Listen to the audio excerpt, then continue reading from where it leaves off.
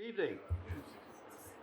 Welcome to the Town of Ayer Finance Committee meeting of Thursday, February 19th, 2026 at the Ayer Town Hall. This is a hybrid meeting. This meeting of the Finance Committee will be held in person at the location provided on this notice. Members of the public are welcome to attend this in-person meeting. Please note that while an option for remote attendance and/or participation via Zoom is being provided as a courtesy to the public, the meeting hearing will not be suspended or terminated if technological problems interrupt the virtual broadcast, unless otherwise required by law. Members of the public with a particular interest in a specific item on this agenda should make plans for in-person versus virtual attendance accordingly. This meeting will be live on Zoom. The public may access the proceedings by joining Zoom meeting ID 978-772-8220 or by calling 929-205-6099. For additional information about remote participation, please contact Carly Antonellis, Assistant Town Manager at atm@ayer.ma.us or 978-772-8220, extension 100, prior to the meeting. Okay, we'll call the meeting to order. First item on the agenda is we have the minutes of our January 15th, 2026 meeting minutes to review. So folks, our group, take a look. I have two notes. Okay. One is, how did I make a motion if I wasn't there? I'm missing from the members present list. And in the same, it's fine. And then in the same first paragraph under the agenda item, it says, made a motion to approve the minutes for both the December 4th meeting as amended. Thank you. That's all I got. And what was the second one here? It's right here. Right, for both the meeting minutes. December. Okay. They only do December 4th meetings, right? Okay, so I have added Vice Chair Andrew Seelig and struck both. Okay, any other additions, notes? Okay. Make a motion to approve the minutes as amended. I'll second it. Okay, all those in favor? Aye. Very good. The minutes are approved as corrected. Very good. Committee updates. There really is nothing new. The capital planning, I updated you on that last time, and the same with the rate review. And with the rate review, we'll be meeting next week just to double check the proposed numbers we came up with for a public hearing that will be held. And what date is the public hearing for the rate review? March 17th at 6. So, very good. Okay, so let's go on and move to the highlight of this evening's meeting, which is a presentation by the Neshoba Valley Technical High School of the FY 2027 budget. Welcome, Dr. Pigeon. Friends. Thank you for the invitation. Oh, thank you for coming. I do have some handouts for the presentation. And I do apologize, I made a physical correction on the last page, and it is corrected on the slide for the public. Just two for you.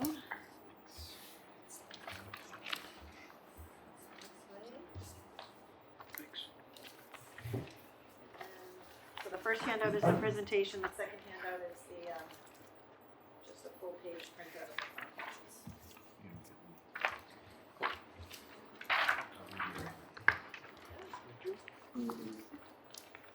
Okay. Robert, will you run the slideshow I for will, us? yeah. Great. Happy to get started. So again, thank you for the invitation. We do enjoy coming here to share with you what's going on at Neshoba Tech and also to provide our FY27 budget overview. Joined by Chris Prale, our amazing representative on our school committee, also representing Ayer, and Michelle Bouvet, our business manager. So we're happy to be here. Welcome. So first slide, please. Before we begin really diving into the budget, we just like to sort of ground ourselves in the who we are and what we do and why we exist. So back in the 60s, Neshoba Valley Tech was founded.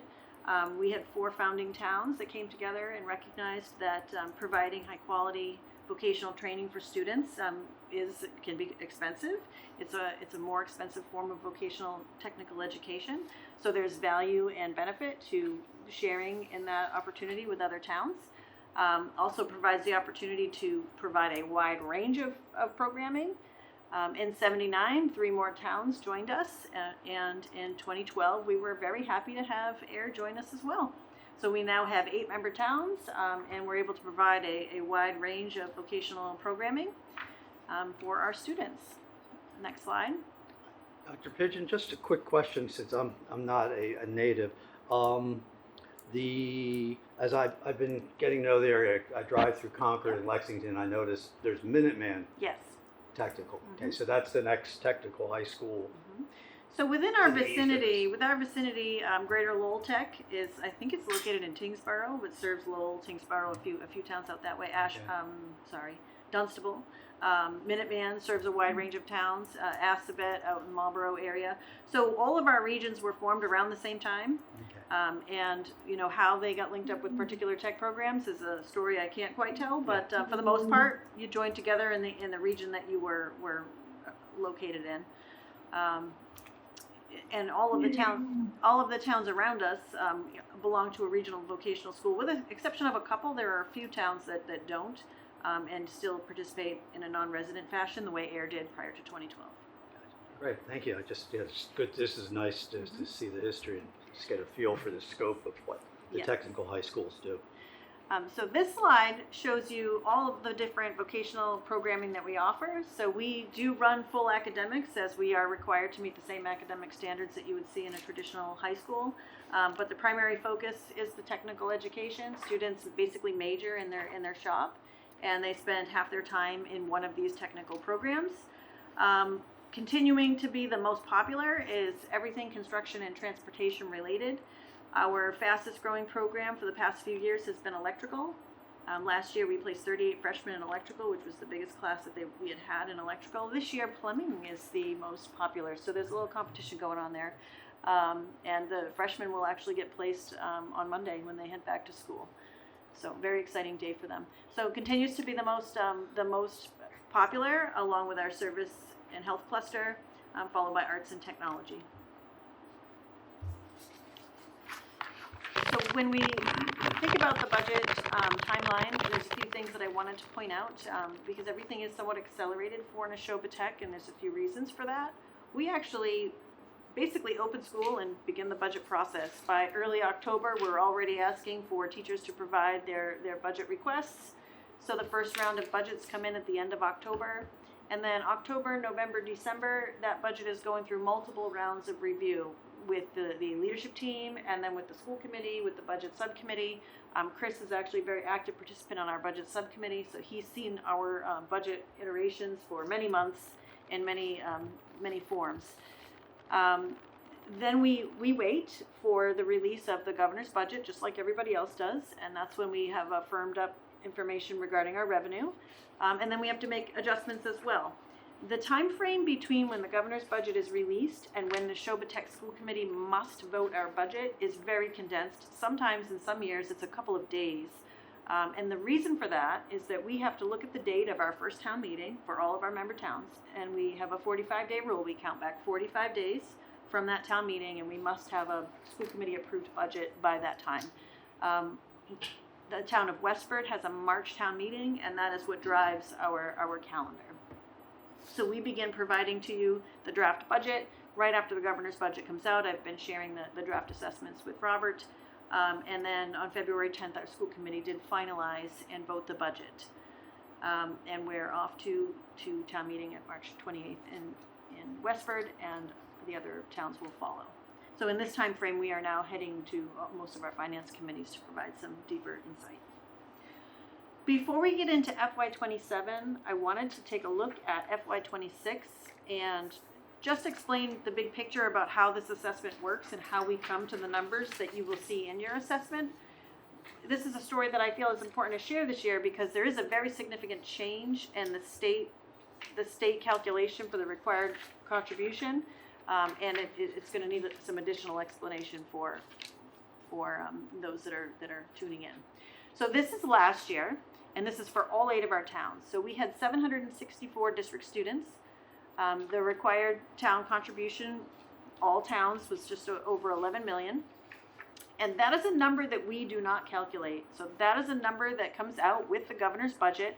It's that very complicated formula that we all talk about and try to explain that is not easy to explain, but that is where that number comes from. The rest of the sections of your assessment calculate based on your student enrollment and the percentage of students from Ayer that are enrolled at Neshoba Tech. So again, that column on towns, RLC, or required local contribution, is a number we get from the state. Everything else calculates based on your enrollment. This year, heading into FY27, when the governor's budget was released, the RLC for Neshoba Tech was higher than we had actually projected or anticipated. And there's a couple of reasons why, and we'll get into that in a bit more detail in the future slides.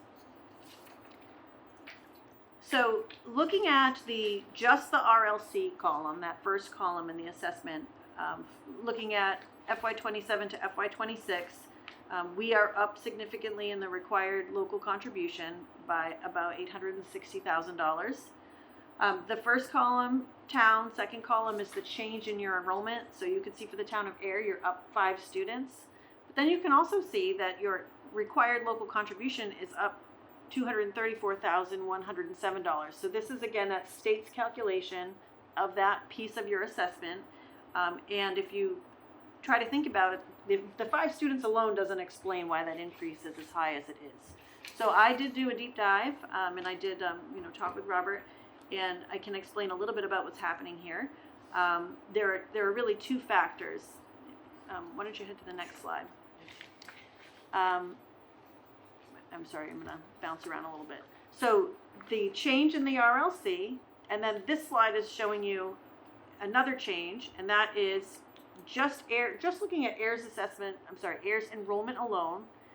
Last year, you made up 7.2% of the total student population, and this year you make up 7.79% of the total population. So your percentage of enrollment at NT has gone up by 0.59%. So that's not gigantic change, but it is a change to note. That affects all the other portions of your assessment: the additional assessment column, the debt column, the capital column, transportation column. Next slide, Robert. But the big piece that's different, again, is that minimum required local contribution. I held a breakfast last week where I met with town officials, and I did a bit of a deep dive on this. I'm going to just do an abbreviated version tonight. But again, that's a column that's very challenging to explain when people ask questions about it, because it is a very complicated formula. So this is going to be my best attempt to give a basic explanation of the state funding formula for education. So essentially what the state does in the first step is they determine what they believe is the foundation budget for a school district. And a foundation budget is an adequate budget. It's basically the bottom level of what a school must provide in order to provide what they refer to as an adequate education. I think there's a lot of folks out there that would argue what is adequate, but this is what the state is doing. First, they calculate that basic required amount that you must spend on education.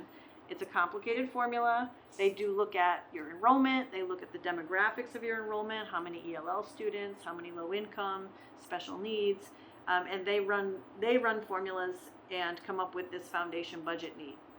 The second part of the state running the formula is they then look at every town and they run another complex formula to determine what is the town's ability to pay. They use a property wealth and resident income model, and they run these figures, and this is what comes out with the town's required local contribution. And that is for both of your school districts combined. So that the number that comes out is combined for both Ayer Shirley and Neshoba Tech. And then that number gets split between the school districts based on enrollment in each district.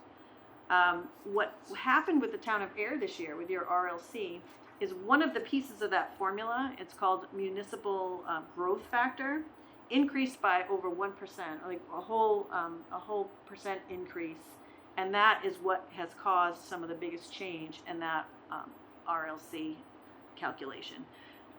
Mm-hmm. That growth, is that, the number of, is that population growth, or is that This investment in is- income and or? Exactly how they calculate your municipal revenue growth factor is something I can't do a very good job explaining. I can dig deeper and try. Well, that's okay, but I just wondered if you knew off the top of your head. I actually don't, but I Okay. do, and I'm going to give you. Did I bring it over here?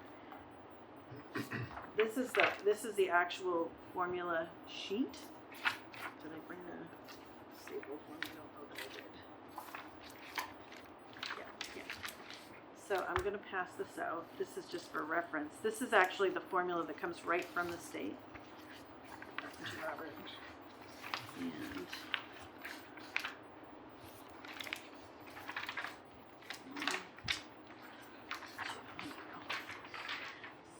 so when the governor's budget comes out, all of these, the Department of Ed, right after the governor puts out the budget, the Department of Ed runs all these formulas and then publishes all the spreadsheets for every school district and every town. That's when Michelle and I, because everything is a rush, we only have a handful of days to do this, we pull it all down, we look at all of it. This is the calculation for the town of Ayer, and it's from, and I've printed both of them for you, FY27 and FY26, and I circled the number that I'm talking about. So the municipal revenue growth factor in FY27 is 6.71%. Last year, it was 5.3. So that's a significant change in this calculation. So that's part of it. The other piece that changes this, that changes the RLC is the split between school districts. So if there's declining enrollment or increasing enrollment, the split between the two districts does change. So Neshoba Tech, we only make up about 8.43% of your overall split between the two districts, and that is up from 7.03% the previous year. So it has to do with the enrollment shifting that's going on, and statewide, that enrollment shifting is happening everywhere. Excuse me, Dr. Yes. Pigeon, is that referring to the Air Shirley's? With this calculation, it's just air. Okay. They only look at air. Yep. So back up to the funding formula. So first the state calculates that basic budget. Then they determine how much of that basic budget each town has the ability to pay. And then they have state aid that's supposed to come in and fill that gap. I'm sure you've heard the story that state aid's been relatively flat. It seems that the required local contributions are climbing at a faster rate, and state aid is really not growing at the same rate that one would expect to see. Any questions before we move on from there?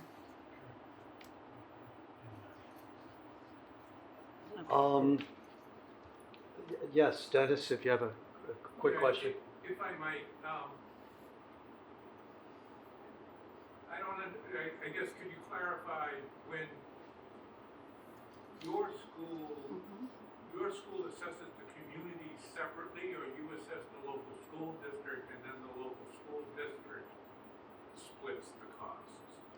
That is, Dennis, I think that'll be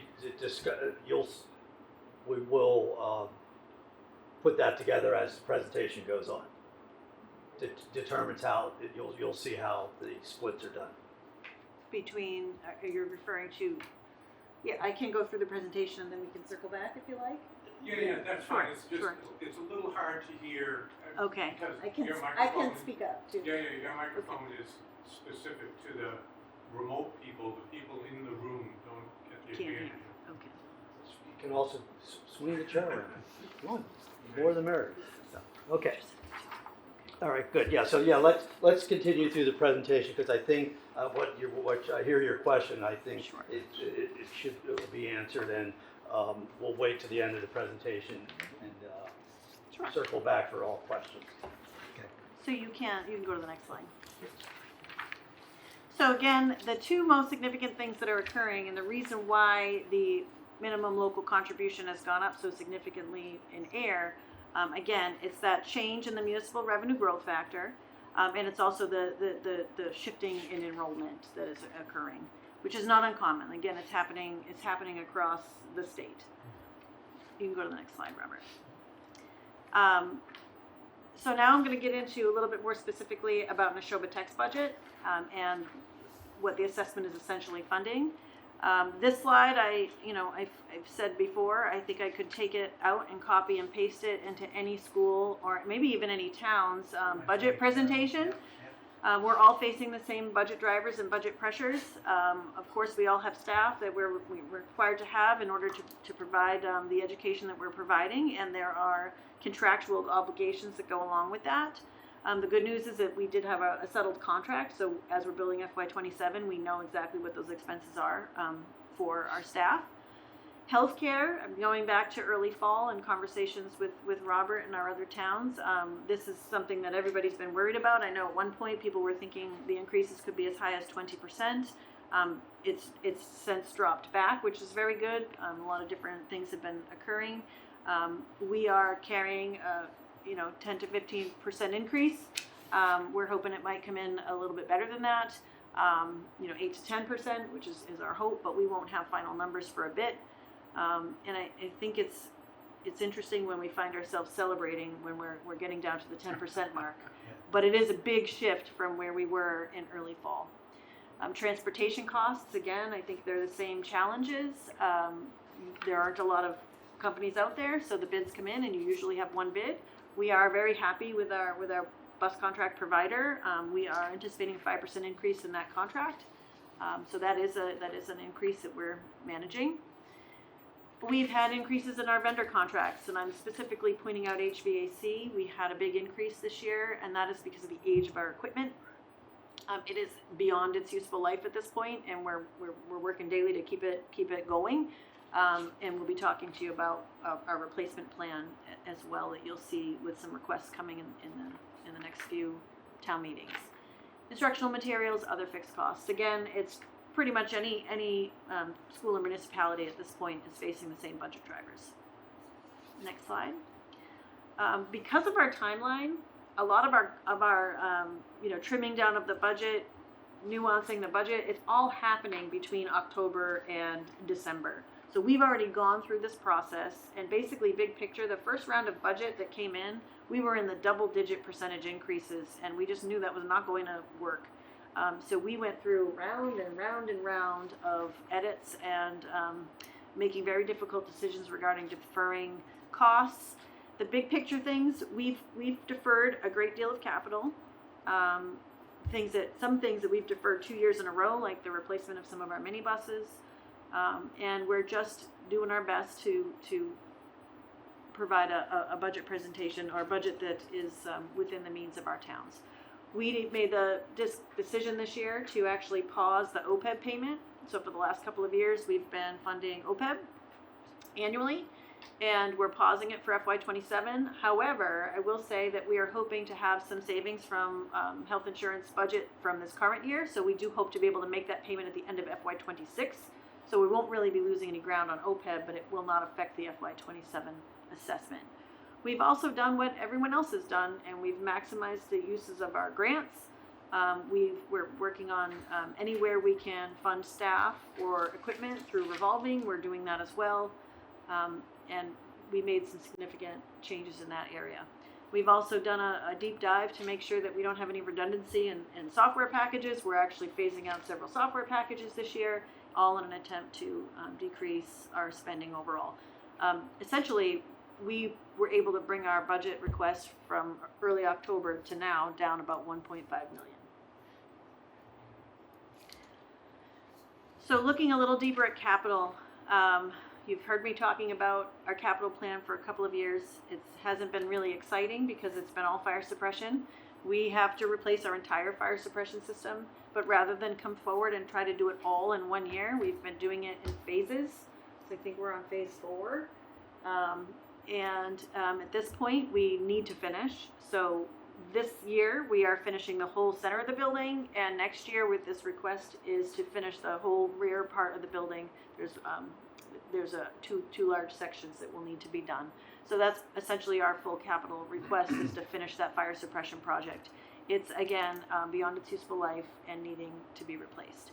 All other capital projects at this point in time have been deferred. That doesn't mean that we're not going to do anything with it. We're using it we're going after grants, we're going other opportunities to help continue to address the items on our capital plan. The big piece that we've been talking about for years is how are we going to go about addressing our HVAC. So our HVAC system across the board is beyond its useful life. We were thrilled that MSBA reopened the Accelerated Repair Project Program, and we did submit a grant for feasibility, and we were accepted in, so we're really excited about this. You might be aware, MSBA, it's basically a shared project with the state. Neshoba Tech's anticipated percentage of reimbursement is 55% on eligible costs, so that's a good amount. And what's happening now is we were accelerated into the feasibility phase. We accepted into feasibility. Our school committee voted to use our stabilization account, our capital stabilization account, to fund feasibility rather than ask for it as part of the assessment, knowing that we'll probably get the 55% back on the feasibility. And timing-wise, we are anticipating feasibility would be completed maybe by the end of the school year. And we are hoping that if that timeline holds, that we would potentially have a warrant article that we would bring before fall town meeting to move forward with the full project. It's an aggressive timeline, so we may not make it, but we're hoping that that would be the timeline. And this would be to fund the full heat pump roof HVAC replacement. Two questions, Dr. Pigeon. MSBA is Mass School Building Authority. Okay, Massachusetts School Building MSBA, Authority, okay. yes. And may I ask, what is your stabilization fund balance? Do you have that with you? It's probably probably close to 1.5 million. Okay. And this is anticipated to be anywhere from, the feasibility is 600 to 900,000 for the feasibility. So it's a good portion of our stabilization account. But we will get likely a 55% reimbursement on that. You get it back. Yes. Put the money in, you get it back. Yes, 1.8 right now. 1.8, yes. Thank you. And then the last section on that slide is we did also submit a grant application at the start of the school year, and we're hoping to hear back in a couple of weeks. If we get this particular grant, we would be able to do some infrastructure changes and purchase the equipment and possibly even fund the teachers to start an HVAC and facility maintenance program. Those are two very in demand fields that we do not offer right now. So we're very hopeful. We submitted a very aggressive grant application, and hopefully by the time I see you at town meeting, I'll be able to give you some good news. We'll find out soon. Circling back to MSBA and the timeline, I know I went over most of this, but we are in the feasibility stage again, using our stabilization account to fund that. Hopeful for a town meeting warrant article in the fall. Anticipating a 55% reimbursement rate on eligible project expenses. And then the timing of this is important, and you'll see that when we go through the assessment. So we do have some significant debt that's just come off of the assessment, and I'll show you that when we get to that assessment slide again. We're increasing our capital ask this year to finish the fire suppression project, but our goal long term is that as this debt comes on, we'll be able to drop back that capital ask to balance out that assessment. So we've had this long-term strategy where as we take on debt, we try to reduce the capital and vice versa, so that that part of your assessment stays level and there's no large increases that are unanticipated. So this is that bird's eye view of the budget. In your handouts you have one that's a little bit more detailed, but this is that big picture. Again, there's not a whole lot of new here. Majority of their increases are the things that we discussed in the budget drivers. There are other nuances. Of course, we have sometimes shifting staffing that's happening based on need. For example, we're adding a plumbing teacher, but we'll probably be reducing in a different department. So I'm glad to dig into this, but this is really that big picture overall budget. So the proposed budget is $20.3 million, which is a 4.81% increase overall.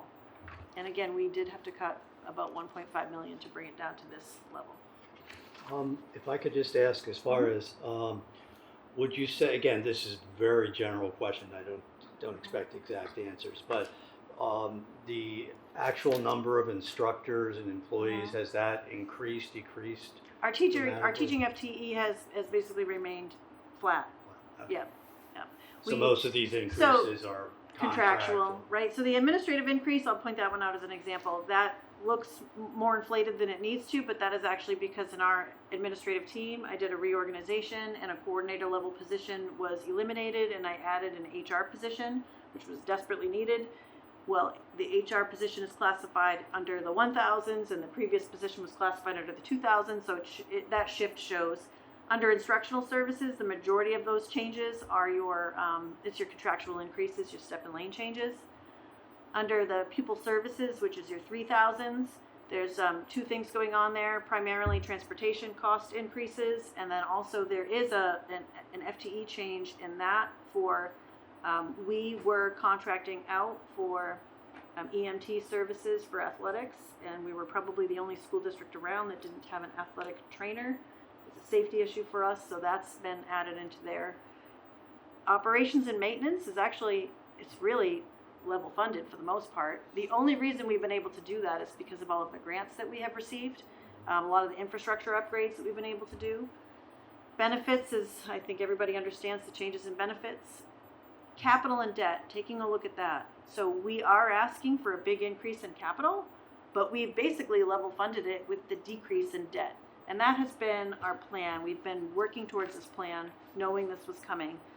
This will allow us to finish that fire suppression project, while we're also gearing up to potentially request more debt for the MSBA project for the heat pump conversion. When that comes on, we would reduce the capital again. So trying to make sure that I express to you our planning for those two areas. Just, so you mentioned earlier on the increase in transportation costs, where are those reflected under? They're in pupil services. Pupil Yeah, services. that's the 3000s. Yep. Okay, so we're looking at 170,000 That's not increase. that's not just transportation though. This is Yeah, the bird. yeah, yes. but, so I was expecting a bigger Oh. increase. Oh, actually, let me point that out. Thank you. You brought up a point that I would have missed. So when we get to your assessment, you're actually going to see that our request for transportation is a slight decrease, which is unheard of, especially in a 5% contract increase. So for us, what has happened is your transportation costs are your general transportation, but they're also your special transportation. And for us, we've actually had a decrease in the need for some special transportation. There's been some graduating out, which was some expensive special transportation. We were able to actually reduce that in our budget.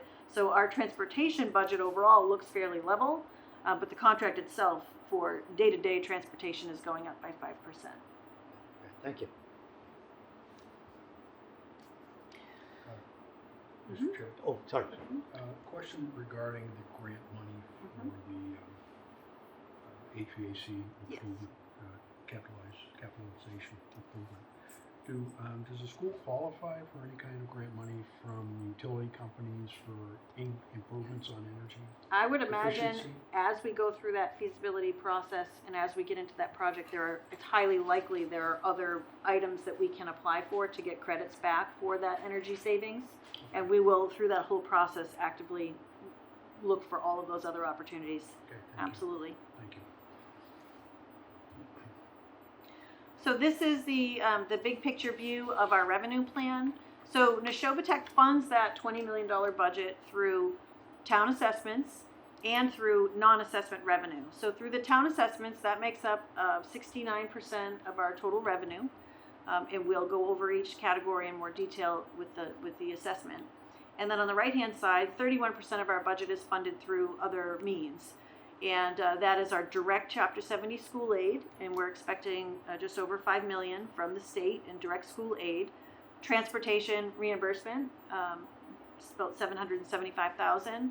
And then we also annually put money from excess and deficiency towards the school's assessment. This is not our total amount of certified E&D. It is holding back several $100,000, but that it's not a good idea to use 100% of your E&D, just like you wouldn't use 100% of your free cash. So we're using a significant portion, but it's not all of it, just to be transparent. And it's about what we used last year, slightly less. Yes. One quick question. Can we go back one slide? Sure. I just wanted to, one thing. So overall, I was noticing down at the bottom. 4.8, Yeah, yes. the overall increase is in your total budget, Is 4.81. 4.81%. Yes, Okay. and we were only able to bring it there through those significant cuts. Okay, good. Thank you.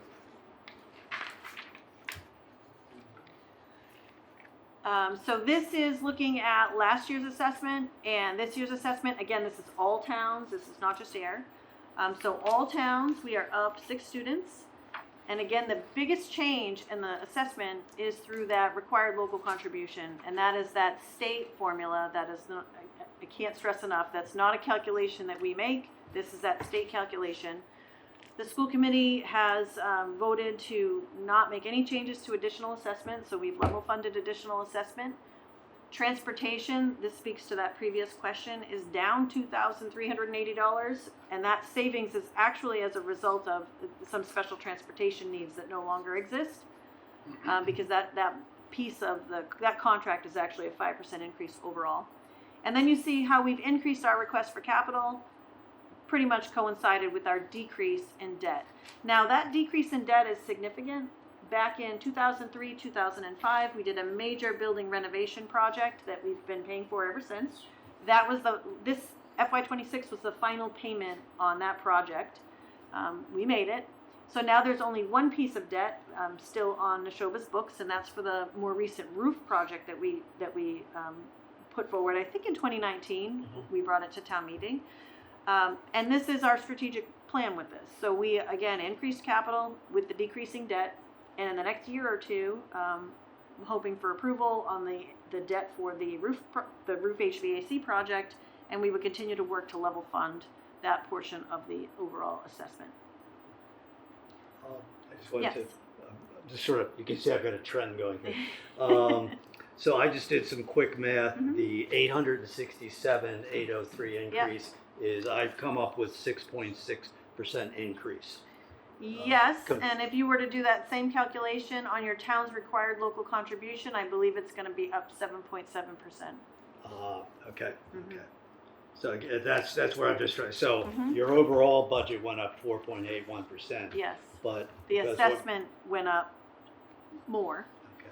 However, slightly less than your required local contribution if you're talking in percentages. Yeah. Okay. Well, what I'm seeing, and maybe you can address this as we go on, is percentages are what's really driving a lot of this stuff, in a way. And back, I'm looking at, okay, so of your 20 million budget, the state and other Chapter 70 is picking up a large 5 million of that 20 million. So would I be correct in saying the state, because they're kicking in 5 million, gets to drive this local assessment calculation in a way? I don't know that I can answer that, but Yeah. what I can say is that I have seen over the last couple of years that the town assessments are the percentage that's being funded through town assessments is slightly increasing annually, and the other side of things is not really.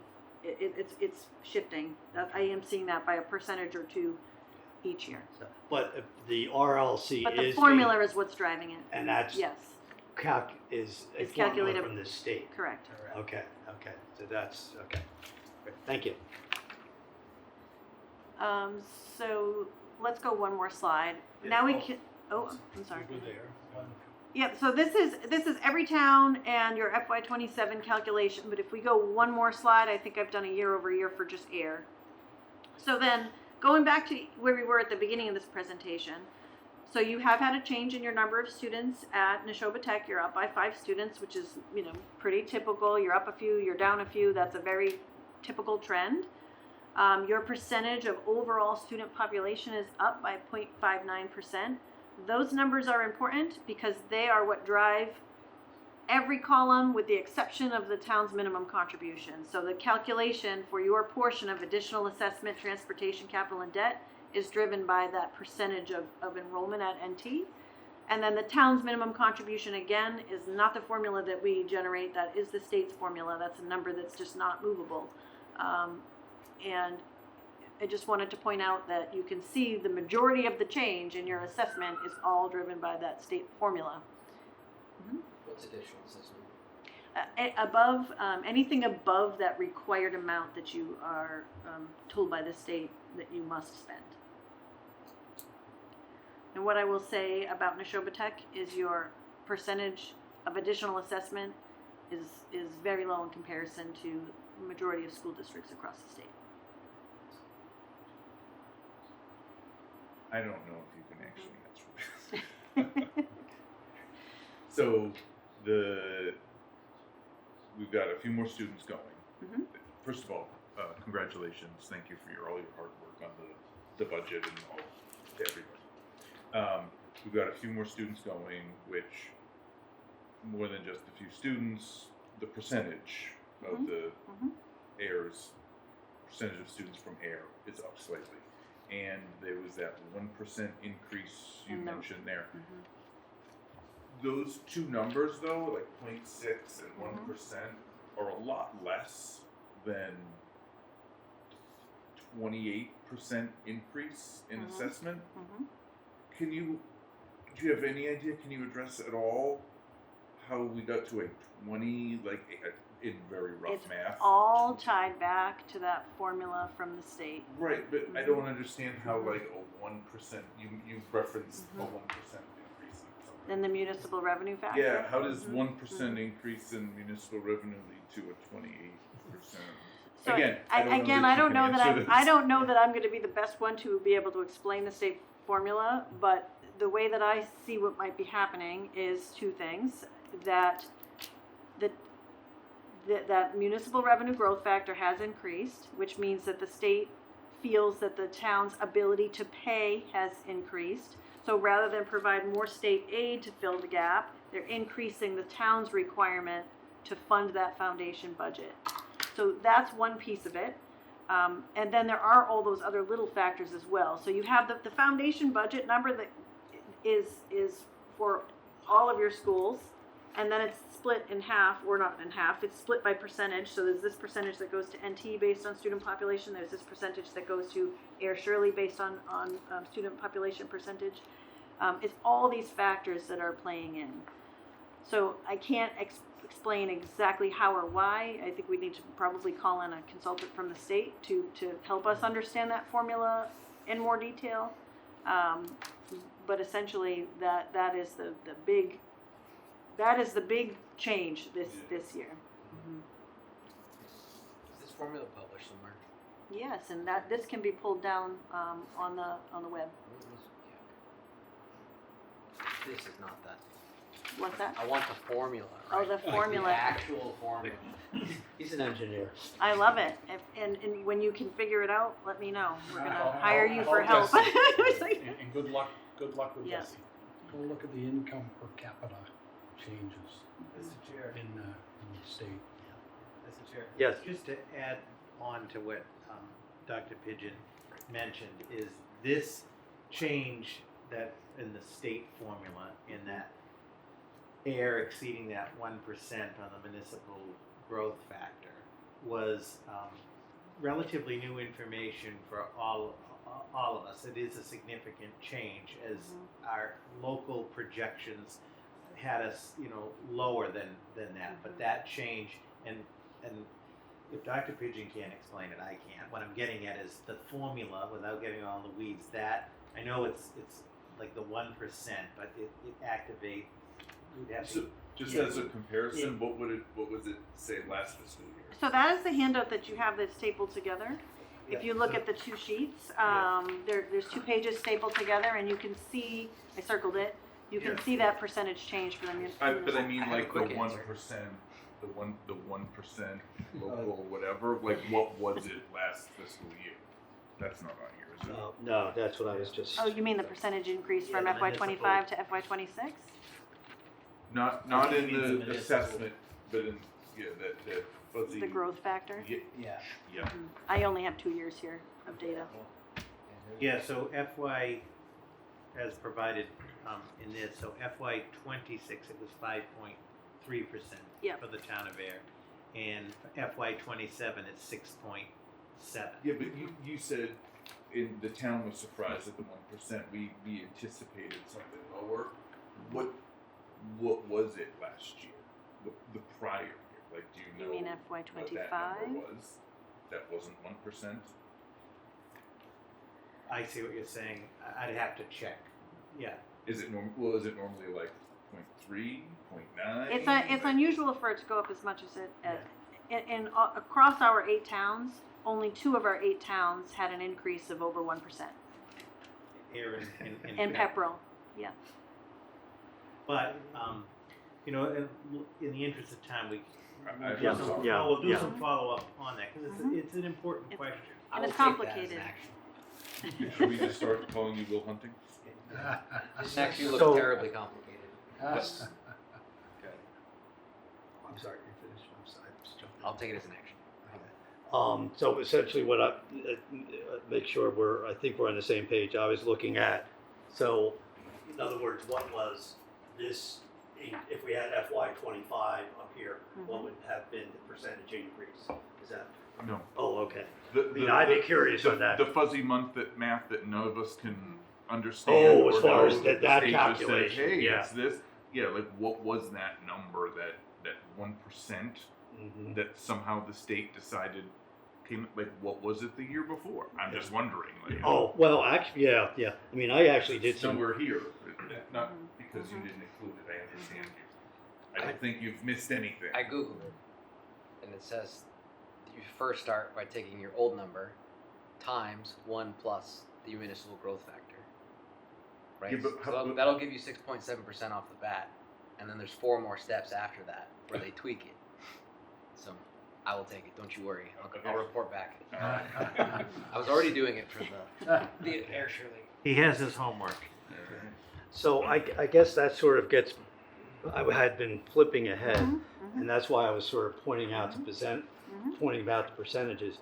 Overall, your budget's only increased Our 4.81%. total spending budget, Yeah. Right, yes. so in a Yes. nice world, Mhm. without what is this called, RLS? Yes, RLC, yes. we would see a 4.81% in our assessment, theoretically. Doesn't really work that way with a No, regional no, school no. based on the way you share costs. Yeah, Um, oh, yeah, I mean, But this yes, is. the state formula is what's driving all of the increases this year. Because what I'm trying to balance is, okay, one, are you folks in the school committee have done your job of There would be, keeping I guess I would put it out the this way. school There would, budget in? there would be absolutely no way that we could bring your assessment down to that number that you mentioned, Mhm. because you would actually be giving us less than you're legally obligated to do. It'd be impossible because of that RLC Yeah. piece. So, yeah, I mean, I wasn't expecting a difference, and it was just, again, you would expect to see somewhat a little better tracking. So what I'm hearing is we need to go to Representative Cena, Senator You need Eldridge, to ask them and to increase the state aid. Governor Healy, and have them change this formula. Yes, Any- and there is a lot of movement starting on that. They did not want, the state does not want to look at the formula until there was the Student Opportunity Act several years back, and they've been implementing tweaks to this formula through the Student Opportunity Act over the last, 5-6 years. There hasn't really been a big appetite at the state level to look at the formula while that SOA has been phasing in. But that's, phase-in is coming to an end, and I do think there is an appetite to re-look at this. And I know there's a lot of conversation, not just in Ayer, but across the state, about what is that fair share between the towns and the state. So I do think that you're going to see more movement on that, but it's not going to factor into this fiscal year, next fiscal year, the fiscal year after. You're looking many years down the road before they would be able to come to some sort of a change or tweak in how they're doing this formula. Okay. Is there a lobby going in towards government to? Yes, Make so that change? Yes, the Mass Association of Regional Schools, MARS, has been really active in pushing for legislative change. And they've been hosting different forums across the state. They've been gathering people to go speak to state representatives. So that has been active and ongoing for the past year. I know that recently I attended a forum that was held in Groton with Senator Cronin and Representative Scarsdale, and some speakers regarding the formula. And let's talk about educational funding. That was a couple of months ago. So yes, there is some advocacy going on, and I've been following and attending where possible. What was their acronym for? So MARS, Mass Association of Regional Schools, and I'm actually one of their board members. Okay, thanks. I applaud all of you for the hard work you did in getting It wasn't easy. forgetting the Mhm. air assessment. That's not your doing in the budget. Thank you very much. Thank you. You got a question from the back? Question. Has the chair opened the floor to questions from the public? Not just yet. So do you want to finish with your presentation on the? The last slide is just that handout is more just in the weeds of everything we've already Oh, talked okay, about. okay. So this is backup. Yeah. Back, so to speak. Sure. I have a few questions. Mhm. Some of them you answered. What, out of curiosity, is student security? Which line is it? That is it front desk? 3,600. Let me just take a quick look at it. It's probably front desk. It's a modern era. I'm just right, it's $250,000. The 3,600. So this is the detailed function code budget. It's probably our school resource officer and our front desk staff. Would be my guess. Oh, and Student resource officer or local police officer? yes, our Out of school. Westford? Yes, and we fund the school resource officer. We have to pay the salary and benefits for that employee. And That was a good question. it's not listed here specifically, but do you know what total software costs? I would have to. Buried in I would every have to. I would department, have to I do imagine? some Okay. work on that. I'm just curious, right? Because everything is moving to software as a service, right? So Yeah, software is expensive. yeah, and if you're doing right, like my software I use from it's $20,000 a year, right? Our student management software is very expensive.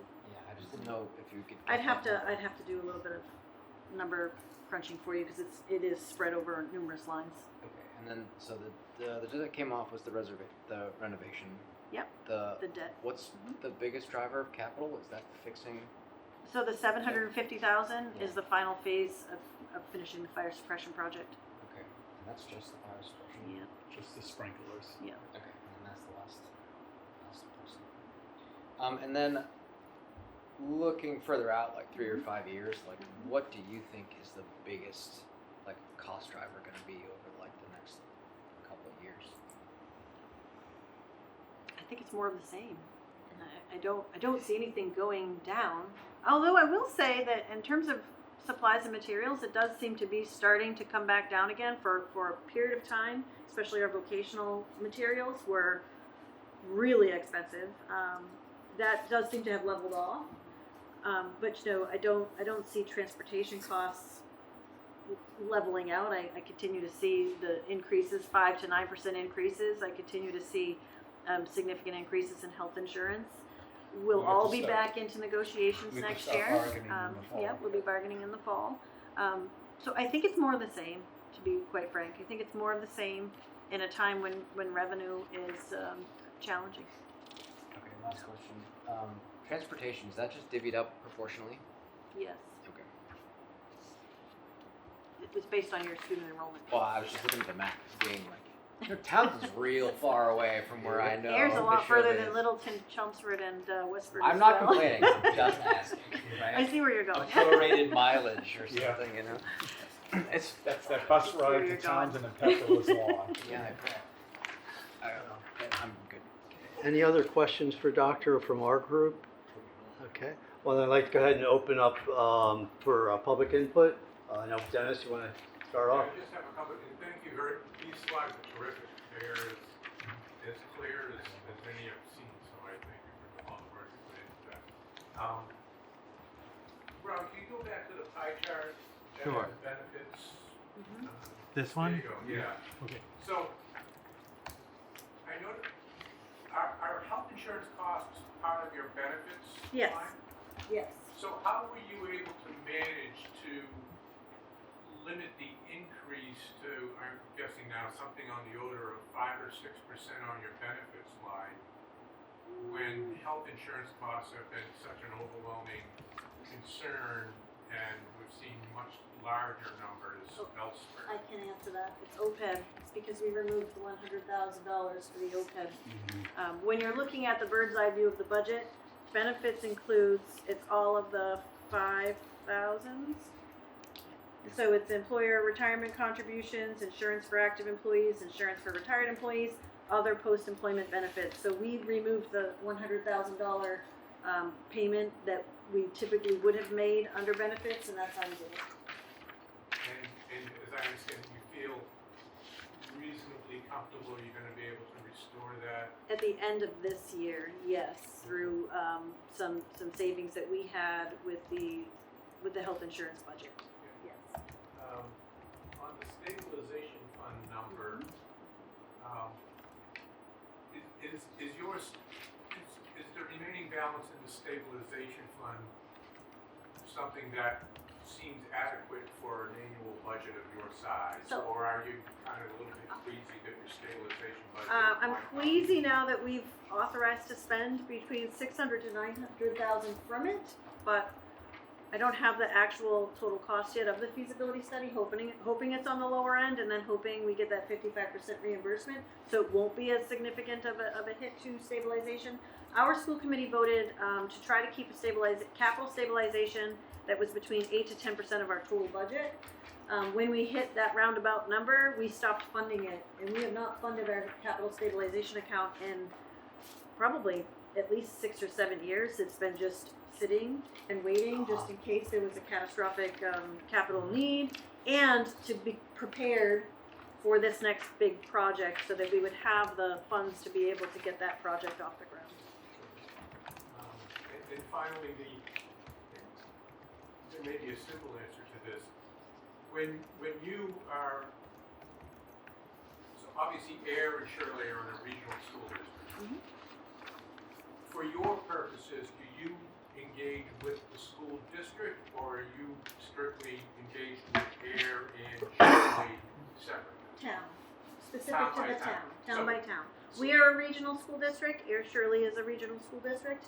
We all, I have a wonderful relationship with Ayer Shirley, but when it comes to the budget itself, direct to the towns. Jeez, for the 8 town meetings. I So- do, yes. So we'll be going to Shirley Finance in 2 weeks. I see. So And just sort of, kind of, if each of the towns must approve your budget, if 2 of the towns, let's say, don't, how does that process So unfold for you? it's a two-thirds vote in order to pass our budget. So 6 of our 8 towns need to pass our budget to approve it. I see. Town meeting from town meeting. Good. Anything else, Vince? Just a note on your last question. So when we look at the final budget for town meeting, we have our general budget, and then there's actually 2 entries. The assessment from the Ayer Shirley School District, and a separate line item for Neshoba Valley Technical High School. So they're 2 separate items. Okay. Any question? Pauline, did you have your hand up? Yes, Mr. Chair, I did several times, took it down to let others speak. I have a couple of points. One, if somebody in the audience of the meeting room is speaking, please bring them to the table, because I don't know what Dennis asked. Thank you. Okay? Yep, and this keeps going on, I say this a lot. And people at the table, remember you're speaking into microphones to people in Zoom land. So that's one point I want to make. With respect to your agenda, Mr. Chair, we had committee updates regarding capital planning and rate review. I'm not asking about rate review, but I'm curious, when will the Finance Committee meet on its own to decide what it approves or presents for town meeting and what it does not? Specifically, debt exclusions, I've lost track of what they are. I know there is one for the senior center, but I think there's at least one or two others. And I would like the finance committee to have a meeting on its own before it meets jointly with the selectmen to decide how you all want to support or not support those debt exclusions, because that's what your role is in our government. So I just share that. And then the last thing I wanted to say, let me see, I'm looking at the agenda on a very small screen. Well, I'll leave it at that. I would really like the finance committee to be independent thinking, decide what you approve, don't approve on the budget, what you approve or don't approve on debt exclusions. Capital Planning Committee should be presenting a report to the selectmen about the actual impact on property taxes, am I correct, Robert? For these debt exclusions. And this municipal government financing is very, very complicated, and I know you all know that and appreciate it. And I would really like to see you all address it that way. Pauline, if I just may make a note, on the capital items, when we, let me just see, I'm looking at our On the schedule. calendar here. When we review and vote on the warrant articles at our April 2nd meeting, those capital items will be on there, and that's when we will review and vote on those. So we have that This is- scheduled. I appreciate what you're doing, and I believe that's in a joint meeting with the selectmen, No, that's by ourselves. separate, just yours? Yes. All right, thank you. I will keep that in mind, and I'll look for that on the agenda. Appreciate it. Good. Thank you, Pauline. Thank you, Kurt. Okay. Anyone else? Can I speak? Oh, yes, Sarah Sarah. with it? Yes, Sarah. Thank you. Sarah with it. I just want to say, like, this is a really complicated topic. Like, I learned a little bit tonight, but I'd just be curious, like, as we go to the town meeting, just how this, like, what this looks like on the budget item. I don't really have a clear thought, but I am interested in learning this. I just don't think I'm going to finish it learning it tonight. And that's it. So thank you, Sarah. And that does bring up something that had been in my mind. Robert, at town meeting, we would hope to have presentations by the school board and by Neshoba Tech at the town meeting. Yeah, so Mr. Chair, the plan is, through the moderator, there'll be two separate warrant articles. There'll be a warrant article for the Neshoba Valley Tech assessment, and there'll be a warrant article for the assessment for Ayer Shirley. And in both cases, both superintendents or representatives from each will make a presentation on the assessment. Great. Thank you very much, and thank you for making extra time to visit us again. Yeah. Oh, Pauline, another question? Not a question, just a point to maybe help Sarah along a little bit. And Robert will correct me if I'm wrong, but the town votes up or down on both regional school districts' budgets. We don't have impact on adjusting them. That goes forward during these meetings. But if we vote it up, it's approved. If we vote it down, it's not approved. And the individual school committee needs to go back to the drawing board and try to present a budget that will be approved by the involved towns. That happened just recently 2 years ago in Groton and Dunstable, and they wanted an override. It failed, and I'm not sure where they are today, but it's not an option for the taxpayers. We approve or disapprove the assessment. Am I correct, Robert? Yes. Very good. Thank you, Yep. Pauline. I just want to let you know that Yes. Neshoba, often when it comes to Ayer's town meeting, we are double booked. So there are two of our towns have a town meeting at the same time on the same night.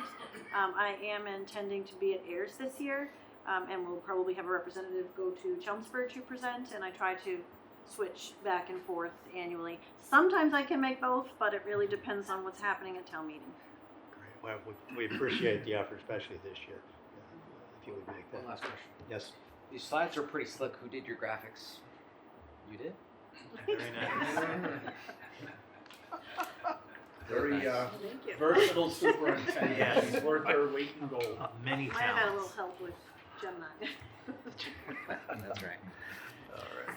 So, yes, so do you have AI under Yes. art as part of? I should put it on. Actually, there. I'm sort of joking, but is AI part of the curricula now for the, Absolutely. tech? We're all learning on how to integrate it into the future world of work. Yes, very good. Okay, I think without any other questions, I think we're all set. Dr. Pigeon, and I forget your names already because I'm Thank you very old. much for Michelle. having us. That's why Thank you you. remember. I Thank would you. know that Jeep anywhere. Yes. Thank you Thank very much Nice for the job. detail Thank you. and Thank you. work. Appreciate that. Okay. So last thing, we have public input. We have gone through that. And our next meeting is going to be Thursday, March 5th. And this will be a presentation by the Department of Public Works. I'd like to make a motion to adjourn. Second. All those in favor? Aye. Aye.